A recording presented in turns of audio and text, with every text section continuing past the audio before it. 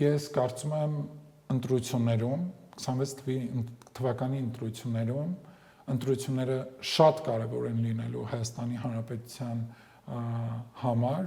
մի շարք առումներով։ Հայաստանի Դա երևի ամենաազդեցիկ գործոնն է։ Հայաստանի Հանրապետության անկախության համար է կարևոր, Հայաստանի Հանրապետության ինքնիշխանության համար է կարևոր, Հայաստանի Հանրապետության տարածքային ամբողջականության համար է կարևոր, Հայաստանի Հանրապետության արտաքին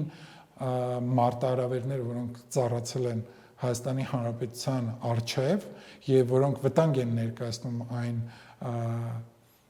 3 դրույթները, որոնք ես թվարկեցի, շատ կարևոր են այս առումով եւ շատ կարևոր է, որ մեր ժողովուրդը դա գիտակցի։ Այսինքն նպատակը ունենալ այդ պայմանագիրը, խաղաղության կոչվող պայմանագիրը Հայաստանի Հանրապետության համար այս պայմանագիրը առաջին հերթին բխում է Հայաստանի Հանրապետության շահերից։ Երկրորդը լրիվ ուրիշ կարծիքի է, խաղաղության պայմանագիրը չի